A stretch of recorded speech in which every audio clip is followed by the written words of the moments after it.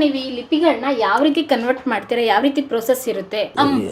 ಅಂತ ಕರಿತೀವಲ್ಲ, ಈ ಸೊನ್ನೆ ಇದನ್ನು ಈ ಶಾಸನ ಈ ರೀತಿ ಒಂದು ಬರ ಜೀರೋ ಮೇಲೆ ಇತ್ತಂತಂದರೆ ಇದು 9ನೇ ಶತಮಾನದ ಶಾಸನ ಅಂತ ನಾವು ಕನ್ಸಿಡರ್ ಮಾಡ್ತೀವಿ. ಈ ಇಬ್ಬರ ನಡುವೆ ಯುದ್ಧ ಆಗಿ ಅದು ಯಾವ ಕಾರಣಕ್ಕೆ ಯುದ್ಧ ಆಗಿದೆ ಅಥವಾ ಎನ್ನುವುದನ್ನು ಇಲ್ಲಿ ಶಾಸನ ಹೇಳ್ತದೆ ಮೇಡಮ್. ಅರ್ಧ ಆಗಿದೆ ಅಂತ ಹೆಂಗೆ ಗೊತ್ತಾಗ್ತದೆ? ಅರ್ಧ ಆಗಿದೆ ಅಂತ ಇನ್ನೂ ಕೆತ್ತನೆ ಸ್ಪಷ್ಟ ಇಲ್ಲ ಮೇಡಮ್. ಇದು ನೈಸ್ ಯಾಕಾಗಿದೆ ಅಂತಂದರೆ ಅದನ್ನು ಪಾಲಿಷ್ ಮಾಡಿರ್ತಾರೆ ಮೇಡಮ್, ಗಾಢಕ್ಕೆ ಹಚ್ಚಿ ಪಾಲಿಷ್ ಮಾಡಿದ್ದಾರೆ. ಇದು ಆಗಿಲ್ಲ.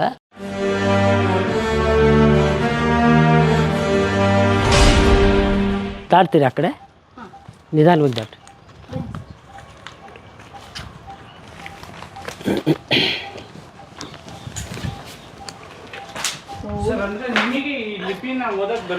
ಬರುತ್ತೆ ಸರ್, ಬರುತ್ತೆ. ಆದರೆ ಈಗ ಇಲ್ಲಿಂದ ಓದುವಂತ ಸ್ವಲ್ಪ ಕಷ್ಟ ಆಗುತ್ತೆ. ಯಾಕಂದರೆ ಅದನ್ನು ನಾವು ಎಸ್ಟೆಮ್ ಪೇಜ್ ಮಾಡಿಕೊಂಡು ಅದನ್ನು ಓದ್ಲಿಕ್ಕೆ ಬರುತ್ತೆ ಮೇಡಮ್. ಸರ್, ನೀವು ಈ ಲಿಪಿಗಳನ್ನ ಯಾವ ರೀತಿ ಕನ್ವರ್ಟ್ ಮಾಡ್ತೀರಾ? ಯಾವ ರೀತಿ ಪ್ರೋಸೆಸ್ ಇರುತ್ತೆ? ನಾವು ಏನು ಮಾಡ್ತೀವಿ ಇಲ್ಲಿ ನೋಡ್ರಿ, ಇದು ರಾಜ ಅಂತಿದೆ, ರಾಜ ಅಂತಿದೆ. ಆಮೇಲೆ ಇದು ಪ ಇದೆ. ಇವು ನಾವು ಒಂದೊಂದಾಗಿ ಅಕ್ಷರಗಳನ್ನ ಬರ್ಕೋತೀವಿ ಮೇಡಮ್. ಇದರಲ್ಲಿ ಎಸ್ಟೆಮ್ ಪೇಜ್ ತೆಗಿತೀವಿ.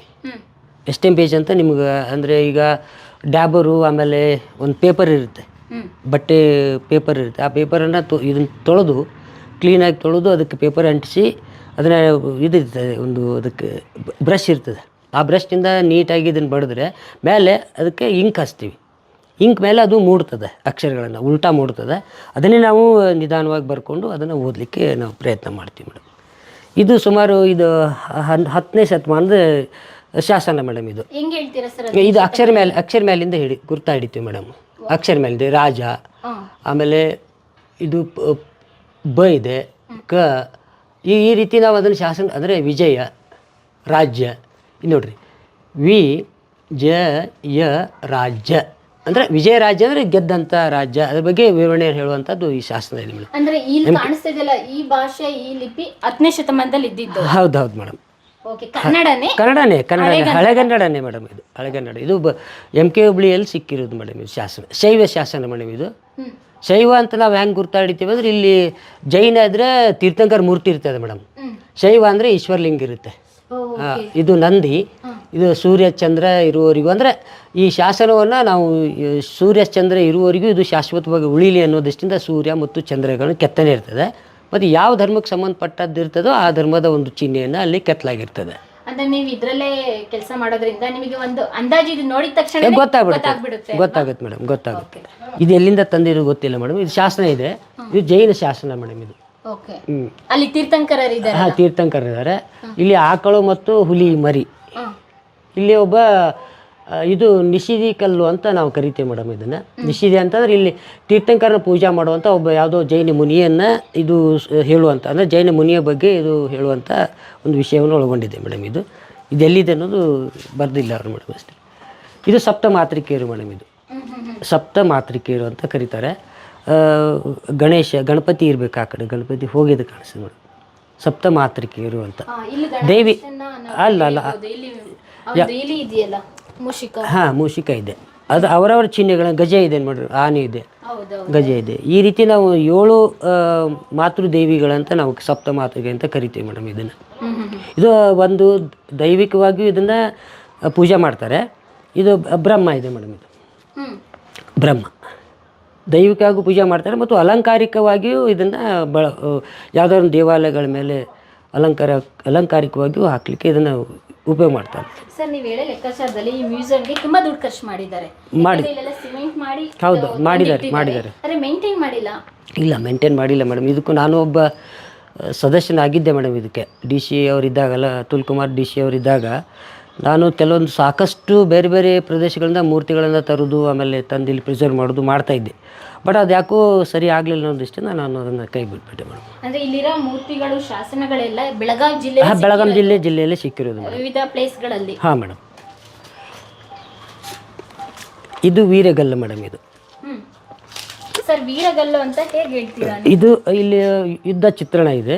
ಹೇಗೆ ಸರ್? ಎಲ್ಲಿ ಸರ್ ಯುದ್ಧ ಚಿತ್ರಣ? ಇದು ಇಬ್ಬರು ಸೈನಿಕರು, ಇವೊಬ್ಬ ಸೈನಿಕ ಇವ್ರ ವಿರುದ್ಧ ಸೋತು ತೀರ್ಕೊಂಡ್ಬಿಡ್ತಾನೆ. ಈ ಇಬ್ಬರ ನಡುವೆ ಯುದ್ಧ ಆಗಿ ಅದು ಯಾವ ಕಾರಣಕ್ಕೆ ಯುದ್ಧ ಆಗಿದೆ ಅಥವಾ ಎನ್ನುವುದನ್ನು ಇಲ್ಲಿ ಶಾಸನ ಹೇಳ್ತದೆ ಮೇಡಮ್. ಶಾಸನ ಹೇಳ್ತದೆ ಇದು ಮರಣ ಹೊಂದಿರೋದ. ಇವನು ಮರಣ ಹೊಂದಿದ್ದು. ಸರ್ ಇದು ಹೇಗೆ ಮರಣ ಹೊಂದಿರೋದಂತ ಹೇಳ್ತೀರಾ? ಅಂದರೆ ಈಗ ಹೆಂಗಿದೆ ಅಂದರೆ ಮೇಡಮ್, ಇದು 1ನೇ ಪಟ್ಟಿಕೆ 2, 3, 4, 5, 6 ಪಟ್ಟಿಕೆಗಳನ್ನು ವೀರಗಲ್ಲುಗಳಿಗೆ ಕೆತ್ತಾರೆ. 1ನೇ ಪಟ್ಟಿಕೆಯಲ್ಲಿ ಏನಿರ್ತದೆ ಅಂದರೆ ಈ ಪಟ್ಟಿಕೆಯಲ್ಲಿ ಯುದ್ಧ ನಡೆದಂಥ ಚಿತ್ರಣವನ್ನು ಇಲ್ಲಿ ಕೆತ್ತಾರೆ. ಆಮೇಲೆ ಈ ಯುದ್ಧದಲ್ಲಿ ಯಾರು ಮಡಿತಾರೋ ಅವರನ್ನು ಈ ದೇವತೆಗಳು, ಮೇಲಿನ ಸ್ವರ್ಗದಿಂದ ಬಂದಂಥ ಈ ದೇವತೆಗಳು ಅವನನ್ನು ಇಲ್ಲಿ ಸ್ವರ್ಗಕ್ಕೆ ಕರ್ಕೊಂಡು ಹೋಗ್ತಾರೆ. ಇಲ್ಲಿ ಸ್ವರ್ಗಕ್ಕೆ. ಇಲ್ಲಿ ಅಂದರೆ ಇದು ಶೈವ, ಯಾರೊಬ್ಬ ಶೈವ ತೀರ್ಕೊಂಡಿದ್ದಾನೆ, ವೀರಶೈವ ಅಂದರೆ ನಿಮ್ಮ ಲಿಂಗಾಯತ ಒಬ್ಬ ವ್ಯಕ್ತಿ ತೀರ್ಕೊಂಡಿದ್ದಾನೆ ಯುದ್ಧದಲ್ಲಿ. ಆತ ಇಲ್ಲಿ ಪೂಜೆ ಮಾಡ್ತಾ ಇದ್ದಾನೆ. ಇಲ್ಲಿ ಅವನ ಪತ್ನಿ ಪೂಜೆಯನ್ನು ಮಾಡ್ತಾ ಇದ್ದಾರೆ. ಅಂದರೆ ಇಬ್ಬರು ಅವರು ಸ್ವರ್ಗಸ್ಥರಾದರು ಅನ್ನೋದನ್ನು ಇದು ತೋರಿಸ್ಕೊಡ್ತದೆ. ಇದು ಸ್ವರ್ಗ ದೇವಸ್ಥಾನ, ದೇವರೇನಿದೆಯಲ್ಲ ಇದು ಸ್ವರ್ಗವನ್ನು ಸೂಚನೆ ಮಾಡ್ತದೆ. ಇದು 2ನೇ ಪಟ್ಟಿಕೆಯಲ್ಲಿ ಅವರನ್ನು ಕೆಲವೊಂದು ರಾಜರು ತೀರ್ಕೊಂಡ್ರೆ ಅಥವಾ ದೊಡ್ಡ ಸೈನಿಕರು ಅಥವಾ ದೊಡ್ಡವರು ತೀರ್ಕೊಂಡ್ರೆ ಅವ್ರನ್ನ ಡೋಲಿಯಲ್ಲಿ ಒಯ್ಯುವಂಥ ಕೆಲವೊಂದು ಚಿತ್ರಣಗಳು ಕೆಲವೊಂದು ವೀರಗಲ್ಲುಗಳಲ್ಲಿ ಸಿಗ್ತಾವೆ ಮೇಡಮ್. ಇಲ್ಲ ಈ ಜೈನ್ ಯಾರು ತೀರ್ಕೊಂಡಿದ್ರೆ ಇಲ್ಲಿ ತೀರ್ಥಂಕರ ಮೂರ್ತಿ ಇರ್ತದೆ. ಆಮೇಲೆ ವೈಷ್ಣವರು ತೀರ್ಕೊಂಡ್ರೆ ಅದು ವಿಷ್ಣುನ ಅಥವಾ ಒಂದು ಇದರ ಚಿತ್ರಣ ಬರ್ತದೆ ಮೇಡಮ್. ಪ್ರತಿಯೊಂದು ವೀರಗಲ್ಲಲ್ಲೂ ಇಲ್ಲಿ ಹೋರಾಡ್ತಾ ಇರೋಂಥದ್ದು ಇರುತ್ತೆ. ಇಲ್ಲಿ ಶಾಸನಗಳು ಇಲ್ಲಿ ನೋಡಿ, ಇಲ್ಲೇನಿದೆ ಮೇಡಮ್, ಇದು ಇದು ಗೋವುಗಳನ್ನು ಕದಿಲಿಕ್ಕೆ ಬಂದಂಥವ್ರು ಇವರು. ಗೋವುಗಳ ರಕ್ಷಣೆ ಮಾಡಲಿಕ್ಕೆ ಇವೆಲ್ಲ ಗೋವುಗಳು ಇಲ್ಲ ಆಕಳುಗಳು, ಇವೆಲ್ಲ ಆಕಳುಗಳು. ಈ ಆಕಳುಗಳನ್ನು ನಾವೇನಂತ ಕಳುವು ಮಾಡಲಿಕ್ಕೆ ಬಂದಂಥವ್ರು ಇವರು. ಅದರ ವಿರುದ್ಧ ಈತ ಹೋರಾಡಿದ್ದಾನೆ. ಅವಾಗ ವೀರ ಮರಣವನ್ನು ಅಪ್ಪಿದಾನಂತ ಈ ರೀತಿ ಶಾಸನಗಳನ್ನು ಕೆತ್ತಿದ್ದಾರೆ. ಈತ ಒಬ್ಬ ಸಾಮಾನ್ಯ ಸೈನಿಕ ಅನ್ನೋದನ್ನ ಗುರುತಿಸಬಹುದು. ಸಾಮಾನ್ಯ ಸೈನಿಕ. ಇದೇ ಪ್ಲೇಸ್ ಅಲ್ಲಿ ಯಾರಾದ್ರೂ ಒಬ್ಬ ರಾಜ ಸತ್ತಿದ್ರೆ ಅವು ಶಾಸನಗಳ ವಿಶೇಷವಾಗಿ ಯಾವ್ದು ಸಿಕ್ಕಿಲ್ಲ ಇನ್ನೂವರೆಗೂ. ರಾಜ ತೀರ್ಕೊಂಡಿದ್ರೆ ಕಲ್ಲು ಒಂದು ಇದು ದೊಡ್ಡದಿರ್ತದೆ. ಆಮೇಲೆ ಅದರಲ್ಲಿ ಇದಿರ್ತದೆ, ಅರಮನೆಯಲ್ಲಿ ಇರುತ್ತಲ್ಲ, ಅರಮನೆ ಪೀಠ ಇರ್ತದೆ. ಆಮೇಲೆ ಅವು ತೀರ್ಕೊಂಡಾಗ ಅವನನ್ನು ಡೋಲಿಯಲ್ಲಿ ತೆಗೆದುಕೊಂಡು ಹೋಗುವಂಥ ಒಂದು ಚಿತ್ರಣಗಳು ಇರ್ತವೆ. ಅವಾಗ ನಾವು ಅದನ್ನು ಇದು ರಾಜ ಅಥವಾ ಏನೋ ಒಬ್ಬ ಮಂತ್ರಿ ತೀರ್ಕೊಂಡಂಥ ಇದು ವೀರಗಲ್ಲು ಅಂತ ನಾವು ಕನ್ಸಿಡರ್ ಮಾಡ್ತೀವಿ. ಇವಾಗ ವೀರಗಲ್ಲು ಸಾಮಾನ್ಯವಾಗಿ ವೀರ ಮರಣ ಹೊಂದಿದವ್ರಿಗೆ ಮಾತ್ರ ಮಾಡ್ತಾರ ಅಥವಾ ಸಾಮಾನ್ಯ ಪ್ರಜೆ ಯಾರಾದ್ರೂ ಹೀಗೆ ಹೋರಾಡಿ ಸತ್ತಿದ್ರು ಮಾಡ್ತಾರ?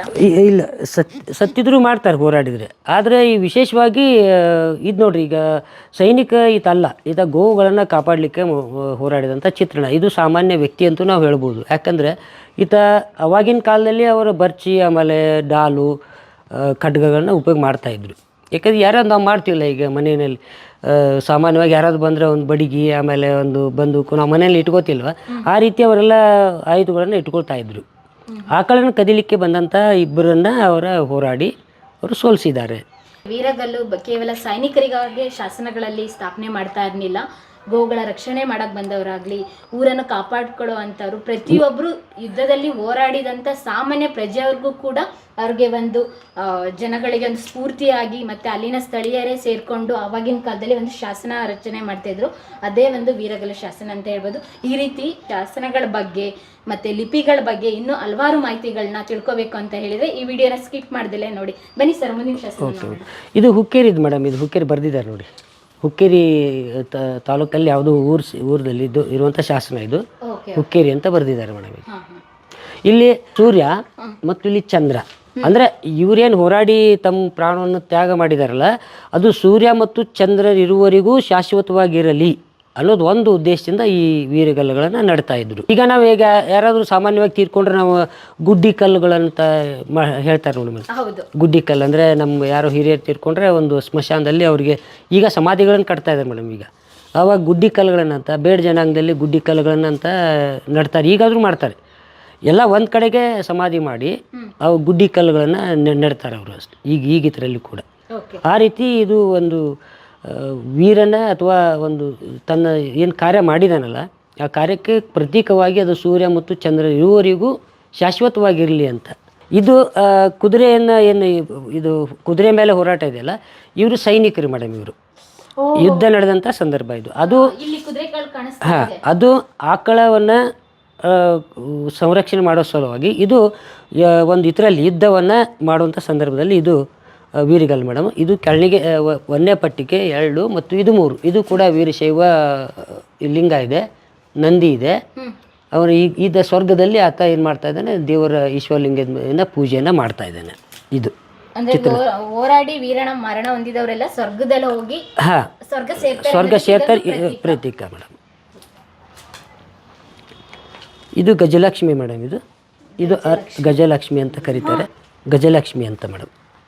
ಗಜ ಅಂದರೆ ಆನೆಗಳನ್ನು ಇಲ್ಲಿ ಕೆತ್ತಿರೋದ್ರಿಂದ ಇದು ಲಕ್ಷ್ಮೀ ಮೂರ್ತಿ ಇರೋದ್ರಿಂದ ಗಜಲಕ್ಷ್ಮಿ ಅಂತ ಕರೀತಾರೆ. ಇದು ಅಲಂಕಾರಿಕವಾಗಿಯೂ ಬಳಸ್ತಾರೆ ಮೇಡಮ್. ಮೇಲೆ ದೇವಸ್ಥಾನದಲ್ಲಿ ಚೆಂದ ಕಾಣಲಿಕ್ಕೆ ಅಲಂಕಾರಿಕವಾದಂಥ ಒಂದು ವಾಸ್ತು ಇದರಲ್ಲಿ ಇದು ಬಳಸ್ತಾರೆ ಮೇಡಮ್ ದೇವಸ್ಥಾನಗಳಲ್ಲಿ. ಅವಾಗಿನ ಕೆತ್ತನೆಗಳು ನೋಡಿ ಮೇಡಮ್, ಕೆತ್ತನೆಯನ್ನು ಆನೆ ನೋಡಬಹುದು. ಆನೆ ಕಿವಿನೂ ಕೂಡ ಅಲಂಕಾರಿಕವಾಗಿ ಕೆತ್ತಿದ್ದಾರೆ. ಹೌದು ಮೇಡಮ್. ಆನೆ ಮೇಲೆ ಮತ್ತೆ ಸೊಂಡ್ಲ ಹತ್ರ ಹೌದು ಮತ್ತೆ ಆನೆ ಮೇಲೆ ಬಳಸುವಂತ ಜ್ಯುವೆಲರೀಸ್ ಆಗಿರ್ಬೋದು, ಬಟ್ಟೆಗಳಾಗಿರ್ಬೋದು, ಎಷ್ಟು ಚಂದವಾಗಿ ಅಂದವಾಗಿ ನಮ್ಮ ಶಿಲ್ಪಿಗಳು ಕೆತ್ತಿದ್ದಾರೆ ಮೇಡಮ್. ಇದು ರಾಮತೀರ್ಥ ತಾಲೂಕು ಅಥಣಿ ಇದು ಮೇಡಮ್. ಇದು ಲಕ್ಷ್ಮೀ ನಾರಾಯಣ ಇದು ಲಕ್ಷ್ಮೀ ಮತ್ತು ನಾರಾಯಣ ಮೂರ್ತಿಗಳನ್ನು ಕೆತ್ತಿರೋದು ಮೇಡಮ್. ಇದಕ್ಕೆ ವಿಶೇಷವಾದಂಥ ದೇವಸ್ಥಾನಗಳೇನು ಇರಲಿಕ್ಕಿಲ್ಲ. ಯಾಕಂದರೆ ಲಕ್ಷ್ಮೀನಾರಾಯಣ ದೇವಾಲಯಗಳನ್ನು ಕಟ್ಟುವಂಥ ಪರಂಪರೆಯೂ ಇತ್ತೀಚೆಗೆ ಬಂದಿದೆ. ದೇವಸ್ಥಾನ ಕಟ್ಟಲಿಕ್ಕೆ ಅಂದರೆ ಬ್ರಾಹ್ಮಣರು ವೈಷ್ಣವ ಇದನ್ನು ಲಕ್ಷ್ಮೀನಾರಾಯಣ ಪೂಜೆಯನ್ನು ಮಾಡ್ತಾರೆ. ಇದು ಕೂಡ ಅಲಂಕಾರಿಕವಾಗಿದೆ ಮೇಡಮ್. ಇವರ ಪೋಷಾಕು ನೋಡ್ಕೊಳ್ರಿ. ಇದು ನಡಕ್ಕೆ ಡಾಬುಗಳನ್ನು ಕಟ್ಕೊಂಡಿರೋದು. ಹಾಂ, ಡಾಬು. ಆಮೇಲೆ ಇದೆಲ್ಲ ಅಲಂಕಾರಿಕ. ಇದರಲ್ಲಿ ನೀವು ತೋಡೆ ಅಂತೀರ ನೀವು ಕಾಲಿಗೆ, ಅವಾಗ ಕಡಗ ಅಂತ ಕರಿತೀವಿ. ಇದು ಕೂಡ ಅವರು ಗಂಡ್ಮಕ್ಳು ಕೂಡ ಅವಾಗ ಕಡಗನ ಹಾಕ್ಕೊಳ್ತಾ ಇದ್ರು ಮೇಡಮ್. ಅವಾಗ ಅಲಂಕಾರಿಕವಾಗಿ ದೇವಸ್ಥಾನಗಳಲ್ಲಿ ಕಟ್ತಾ ಇದ್ರು. ಈ ರೀತಿ ದೇವಸ್ಥಾನಗಳನ್ನ ರಾಜ ಮಹಾರಾಜರು ಮತ್ತೆ ಪ್ರತಿಯೊಂದು ಸಂಸ್ಥಾನದವರು ಮಾಡ್ಬೇಕು ಅಂತ ಹೇಳಿದಾಗ ಈ ರೀತಿಯಾದಂತ ಕೆತ್ತನೆಗಳು ಸಾಕಷ್ಟಿತ್ತು ಮೇಡಮ್. ಅದ್ರಲ್ಲಿ ಹಿಂದೂ ದೇವರುಗಳದ್ದು ಒಂದೊಂದು ಭಂಗಿ ಆಗಿರ್ಬೋದು, ಒಂದೊಂದು ಕಥೆಗಳಾಗಿರ್ಬೋದು, ಎಲ್ಲಾನು ಕೂಡ ನಮ್ಮ ರಾಜ ಮನೆತನಗಳು ದೇವಸ್ಥಾನಗಳ ಪ್ರತಿಷ್ಠಾಪನೆ ಮಾಡ್ಬೇಕು ಅಂತ ಹೇಳಿದಾಗ ಈ ರೀತಿ ಕೆತ್ತನೆ ಮಾಡ್ತಾ ಇದ್ರು. ಸರ್, ಅಂದಾಜು ಇದು ಯಾವ ಕಾಲದ್ದು ಅಂತ ಹೇಳ್ಬೋದು? ಈ ರೀತಿ ಕೆತ್ತನೆಗಳನ್ನ ಯಾರ ಕಾಲದಲ್ಲಿ ಕಾಣ್ಬೋದು? ಯಾರು ಅವಾಗಿನ ಕಾಲ ಇದನ್ನ ಹೀಗಿದೆ ಮೇಡಮ್. ಈಗ ಅದು ಲಕ್ಷ್ಮೀ ಕದಂಬರ ಕಾಲದಿಂದಲೂ ನಾವು ಇಂಥ ಮೂರ್ತಿಗಳನ್ನ ನೋಡ್ತೀವಿ. ಕ್ರಿಸ್ತಶಕ 4ನೇ ಶತಮಾನದಿಂದ ಇಲ್ಲಿವರೆಗೂ ನಾವು ಇದನ್ನು ಇಂಥ ಲಕ್ಷ್ಮೀ ನಾರಾಯಣ ಅಂದರೆ ಹಲಸಿನಲ್ಲಿ ಲಕ್ಷ್ಮೀನಾರಾಯಣ ದೇವಸ್ಥಾನ ಒಂದು ಬೇರೆಯೇ ಇದೆ. ಲಕ್ಷ್ಮೀನಾರಾಯಣ ದೇವಸ್ಥಾನ ಅದು ಸುಮಾರು 10ನೇ ಶತಮಾನದಲ್ಲಿ ಕಟ್ಟಿದಂಥ ದೇವಾಲಯ, ದೊಡ್ಡದಾಗಿದೆ. ಅದಕ್ಕಿಂತ ಪ್ರಾಚೀನ ಮೂರ್ತಿಗಳು ನಮಗೆ ದೊರೆಯೋದಿಲ್ಲ. ಅಲ್ಲೆಲ್ಲೆಲ್ಲೆಲ್ಲೇ ಚಿಕ್ಕ ಮೂರ್ತಿಗಳು, ಹಾಳಾದಂಥ ಮೂರ್ತಿಗಳು, ಲಕ್ಷ್ಮೀನಾರಾಯಣ ಮೂರ್ತಿಗಳು ಸಿಗ್ತವೆ. ಲಕ್ಷ್ಮೀನಾರಾಯಣಗೆ ಸ್ಪೆಷಲಾಗಿ ಕಟ್ಟಿದಂಥ ದೇವಾಲಯಗಳು ನೋಡ್ಬೇಕಾದ್ರೆ ನಾವು ಕ್ರಿಸ್ತಶಕ 10ನೇ ಶತಮಾನದಲ್ಲಿ ಹಲಸಿನಲ್ಲಿ ನೋಡ್ತೇವೆ ಮೇಡಮ್. ಹಾಗಾದ್ರೆ 4ನೇ ಶತಮಾನದಿಂದಲೂ ಕೂಡ ಹೌದೌದು, ಕೆತ್ತನೆ ನೋಡ್ಬೋದು ಮೇಡಮ್. ಇದು ಗರುಡ ಮೇಡಮ್. ಇದು ಗರುಡನ ಒಂದು ಕಲ್ಪನೆ. ಪಕ್ಕಗಳಿದಪ್ಪ, ಈ ಪಕ್ಕ ಒಡೆದು ಹೋಗಿದೆ ಮೇಡಮ್. ಈಗಿದೆಲ್ಲ ಗರುಡನ ಪೂಜೆ ಯಾವಾಗ ಇತ್ತು? ಗರುಡ ಅಂತಂದರೆ ನಮ್ಮ ಮಹಾಭಾರತದಲ್ಲಿ ಗರುಡ ಪಕ್ಷಿ ಕಾಪಾಡಿದ್ದ ಕಥೆ ಇದೆಯಲ್ಲ, ಆ ದೃಷ್ಟಿಯಿಂದ ನಾವು ಈ ಪೂಜೆನ ನಮ್ಮ ಇದರಲ್ಲಿ ಭಾರತದಲ್ಲಿ ಬಳಕೆ ಮಾಡ್ತೀವಿ. ಸೀತಾ ರಾವಣ ಬಂದಾಗ 3 ಗೆರೆಯನ್ನು ಹಾಕಿರ್ತಾನಲ್ಲ, 3 ಗೆರೆಯನ್ನು ಹಾಕಿದಾಗ ಅದು ಗೆರೆ ದಾಟ್ಪಾಡಂತ ರಾಮ ಹೇಳೋಗಿರ್ತಾನೆ. ಲಕ್ಷ್ಮಣ ಗೆರೆ ಅಂತ ನಾವು ಕರಿತೀವಿ. ಆವಾಗ ಗರುಡ ಏನಾಗ್ತದೆ, ಗರುಡ ಅದು ಬಂದು ಕಾಪಾಡಿದಾಗ ಅವನ ಒಂದು ಪಕ್ಕವನ್ನು ಕಡಿತಾನೆ ರಾವಣ ಕಡಿತಾನಲ್ಲ. ಅದೇ ಒಂದು ನಿಮಿತ್ತ ಈ ಪೂಜೆಯನ್ನು ನಮ್ಮಲ್ಲಿ ಹಿಂದೂಗಳು ಮಾಡ್ತಾ ಬಂದಿದ್ದಾರೆ ಮೇಡಮ್. ಒಟ್ಟಾರೆ ಇದು ಮಹಾಭಾರತ ಕಥೆನ ಹೇಳುತ್ತೆ. ರಾಮಾಯಣ ಪೂಜೆ ಮಾಡ್ತಾರೆ. ಹಾಗಾಗಿ ಅದನ್ನ ನಮ್ಮ ರಾಜಮನೆತನಗಳು ಕೂಡ ಮಾಡ್ತಾ ಬಂದಿದ್ರು. ಇದು ನಂದಿ ವಿಗ್ರಹ ಮೇಡಮ್.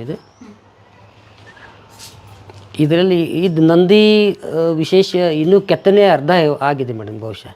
ಯಾಕೆ ಏನೋ ಕೆತ್ತನೆಯಲ್ಲಿ ಏನಾದರೂ ಸಮಸ್ಯೆಗಳು ಬಂದರೆ ಅಥವಾ ಏನಾದರೂ ಅವ್ರಿಗೆ ಅಡಚಣೆ ಬಂದಾಗ ಅದನ್ನು ಅರ್ಧ ಕೆತ್ತನೆಯಲ್ಲಿ ಹಾಗೆ ಬಿಟ್ಬಿಟ್ಟಿರ್ತಾರೆ ಮೇಡಮ್. ಸರ್, ಅರ್ಧ ಆಗಿದೆ ಅಂತ ಹೆಂಗೆ ಗೊತ್ತಾಗ್ತದೆ? ಅರ್ಧ ಆಗಿದೆ ಅಂತ ಇನ್ನೂ ಕೆತ್ತನೆ ಸ್ಪಷ್ಟ ಇಲ್ಲ ಮೇಡಮ್. ಇದರಲ್ಲಿ ಇದು ಈ ಕಲ್ಲೇನಿದೆ ಅಲ್ಲ, ಈ ಕಲ್ಲು ಮತ್ತು ಇಲ್ಲಿ ಕಾಲುಗಳನ್ನು ಇಲ್ಲಿ ಕೆತ್ತುವಂಥ ಸಂದರ್ಭದಲ್ಲಿ ಇದು ಅರ್ಧ ಆಗಿದೆ ಅನ್ನೋದನ್ನು ತೋರಿಸ್ಕೊಡ್ತದೆ ಮೇಡಮ್.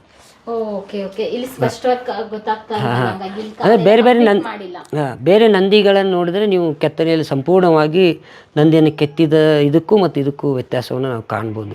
ಅಕಸ್ಮಾತ್ ಇದು ಹಳೇದಾಗಿ ಹಿಂಗಾಗಿರ್ಬೋದಲ್ಲ ಸರ್? ಇಲ್ಲ, ಕೆತ್ತನೆ ಗೊತ್ತಾಗುತ್ತಲ್ಲ ಮೇಡಮ್.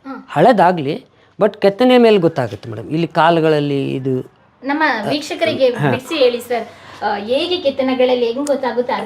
ಈಗ ಅರ್ಧಂಬರ್ಧ ಕೆತ್ತನೆ ಅಂತಂದ್ರೆ ಇಲ್ಲಿ ನೋಡ್ರಿ ಮೇಡಮ್. ಈಗ ಬಾಯಿ ಕೆತ್ತನೆ ಇದೆಯಲ್ಲ, ಬಾಯಿ ಕೆತ್ತನೆಯಲ್ಲಿ ಇದು ಸ್ಪಷ್ಟವಾಗಿ ಇಲ್ಲ.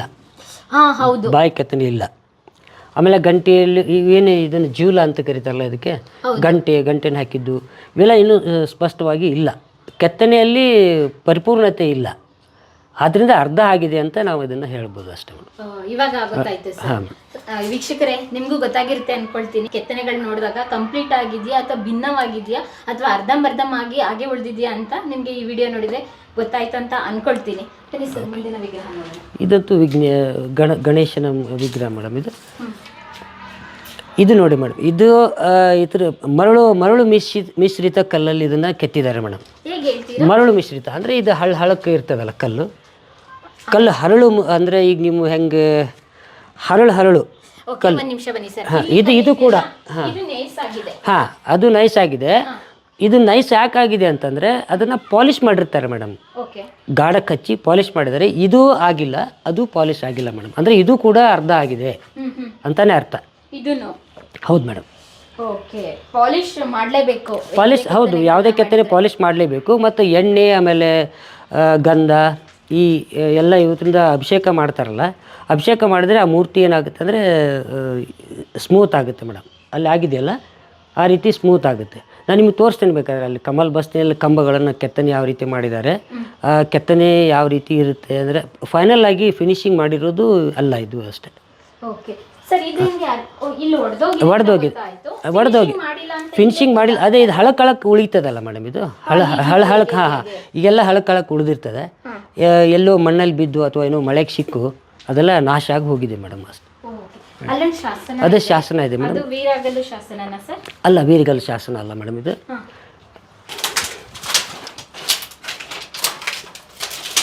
ಇದು ವೀರಶೈವ ಧರ್ಮಕ್ಕೆ ಸಂಬಂಧಪಟ್ಟಂಥ ಶಾಸನ ಮೇಡಮ್. ಇದು ನಂದಿ ಇದೆ, ಅಲ್ಲಿ ಆಕಳು ಮತ್ತು ಕರು ಇದೆ, ಇಲ್ಲಿ ಸೂರ್ಯ, ಅಲ್ಲಿ ಚಂದ್ರ ಇದೆ.